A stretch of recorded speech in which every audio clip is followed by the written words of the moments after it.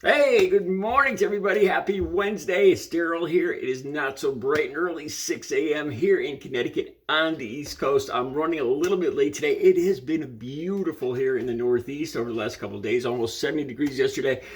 And I took full advantage of it yesterday with my bike and whatnot and going for a hike. And I'm still running behind. All right, so I want to share a conversation I had the day before yesterday. Elderly Trump support, not elderly, but I'd say about 5 different Trump supporters I've talked to over the last week.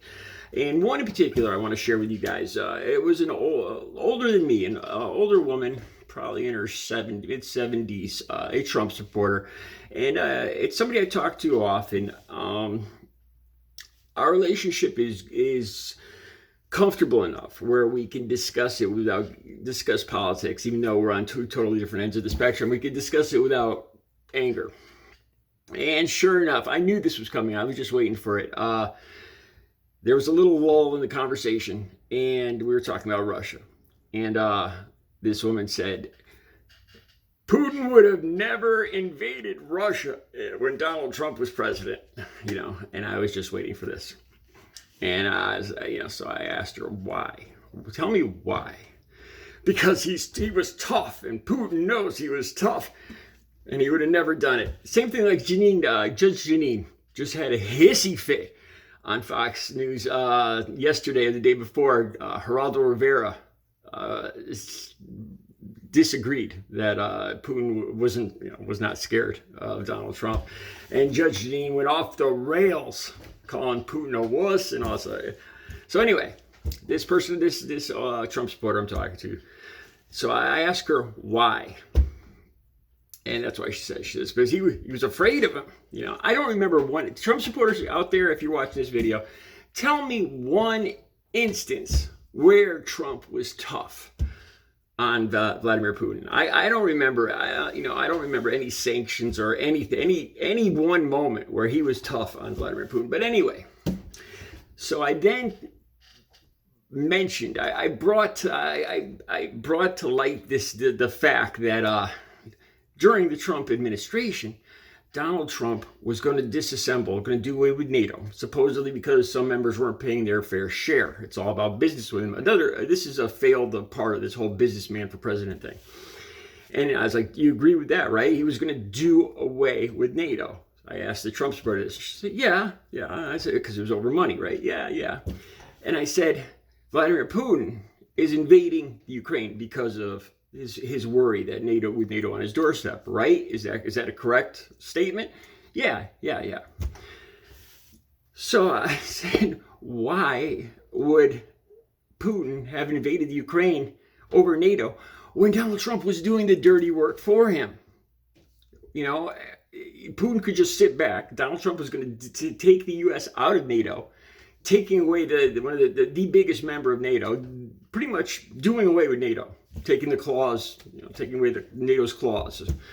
So obviously, why, Trump was doing Putin's dirty work for him. That's why, he was a useful idiot. He was Putin's useful idiot. So the Trump supporter just sits there, kind of blank look on their face. This is what she said next. Yeah, but he still didn't invade the Ukraine. So it worked. Can't argue with that. Okay, so I want to move on to something else now. Something that kind of touched me. This was amazing. This was interesting. This woman actually started tearing up when I was talking to her.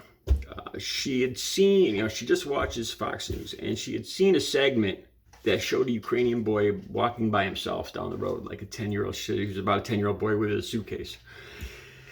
And she started saying how, she was saying that, she told me this, she said, it's okay. I believe it's totally okay for the Ukrainian people to come here to Connecticut. I think we should welcome them, but not those other immigrants. She actually said this. So I was like, well, tell me more about that. She said, well, not those other people.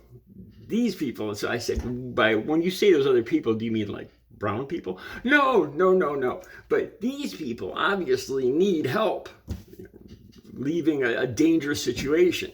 And I at that point, I didn't see any point in mentioning that obviously the people coming from South America, from Haiti and all these other countries are, they're hiking thousands of miles with their possessions on their back and their children. They're fleeing a dangerous situation. Granted, it's not, it doesn't appear on TV as dangerous as what's happening in Ukraine, but it's still, they're still fleeing for the same reason. And I was just amazed, by this person's empathy for what I thought, for a little boy that looked a lot like probably her relatives. She was fine with that, she was so worried and concerned. But other people, the other immigrants, no.